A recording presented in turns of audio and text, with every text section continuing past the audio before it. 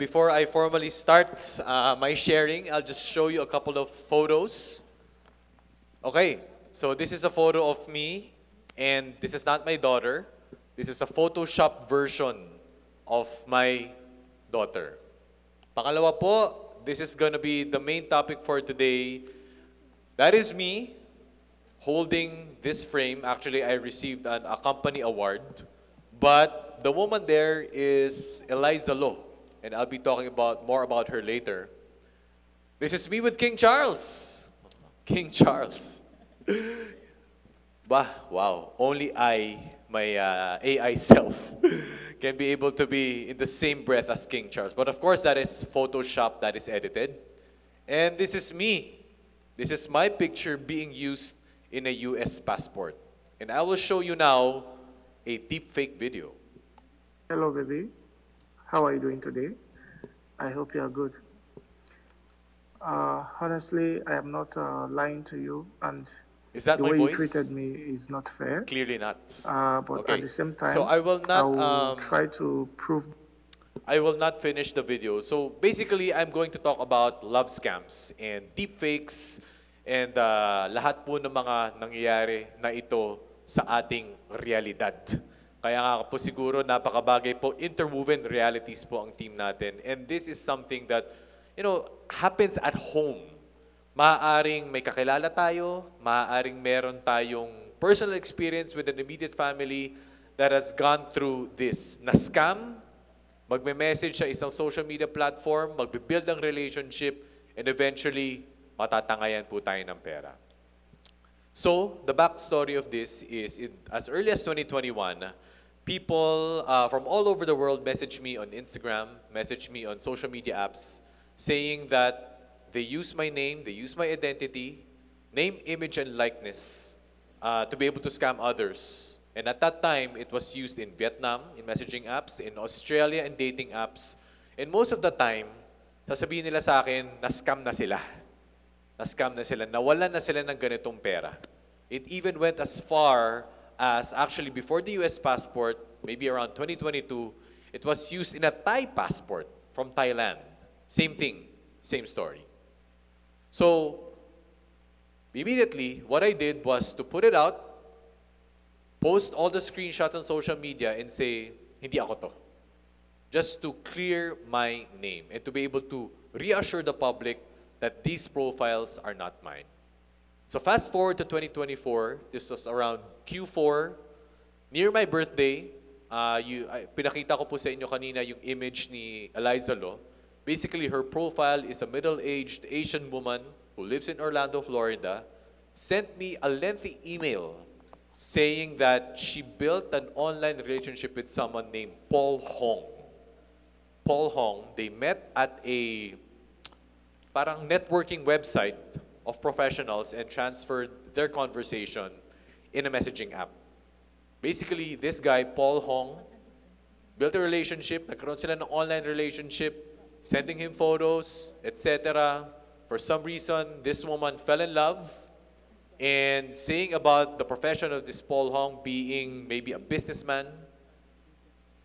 And one day, he said that he was going to marry her. Pakasal daw sila. Nagpadala siya, sabi niya may papadala siyang wedding ring sa address itong si Eliza, or Eliza. And then nagulat si Eliza. Sabi niya, how did he know my address? But anyway, long story short, Paul was telling Eliza about this business that she had to pay for some or advance some of the freight costs, shipping costs. $5,000, $10,000, etc. Fast forward, nalaman na lang niya na nawalan na pala siya ng $200,000. And if you convert that to Philippine pesos, that's near around 9, 10, 11 million pesos. So this alarmed me. This alarmed me when I had this lengthy email. Ang ganda ng pagkagawa ng email, professionally done. I was at the office, and ang immediate kong response or instinct was, syempre natakot ako. Noong una pa nga lang noong 2021, nakakatakot na eh. Sino ba tong mga to that use my pictures at makapang-scam ng ibang tao sa buong mundo? But at that time, 2024, My superiors told me, Migs, i-report mo na yan. So the first thing that I did was I went to DOJ, Department of Justice, sa Manila. Why Department of Justice? Marami nagtatanong sa akin is because of the context of the use sa passports. So it was used in a Thai passport, it was used in a US passport, so automatically, baka matag ako ng Bureau of Immigration. I was worried about that because we travel a lot for personal and work. Pero in-reassure naman tayo ng DOJ na hindi. It's okay.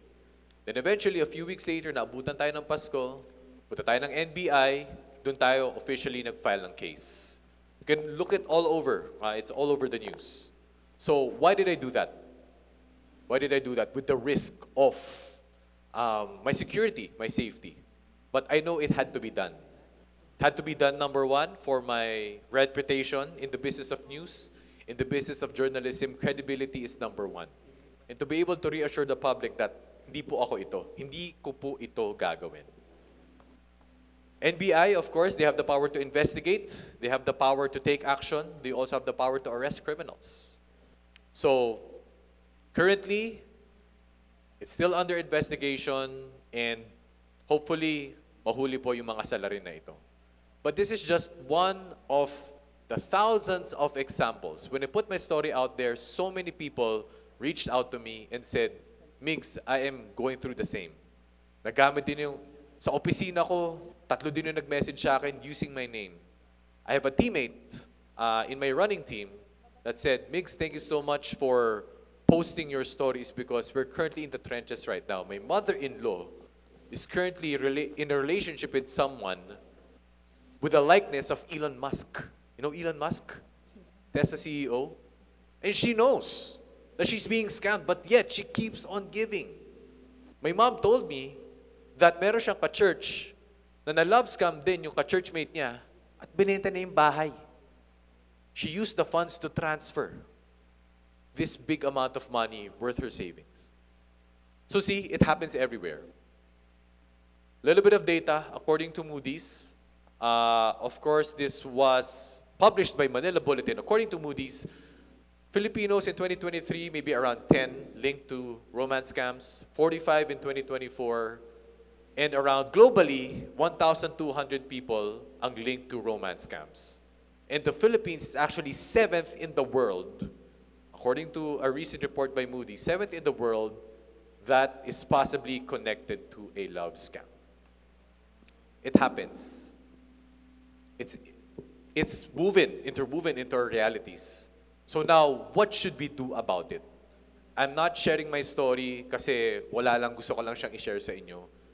But I am here on this red dot to share my story, to create this platform, to take advantage of this platform on how we can be empowered. 3 things, all right? So it's common that we receive links, dubious links on our messages, links, etc. What else? QR codes, that's an evolving measure already of cyber criminals. QR-shing, so kung merong phishing, that is through links. Vishing, if a representative from the bank will call you and say, and ask for your OTP or your passwords, that might be a scam. QR codes as well is an evolving method of cybercrimes that is, according to Art Samaniego, one of the top tech experts in the country. So watch out for links.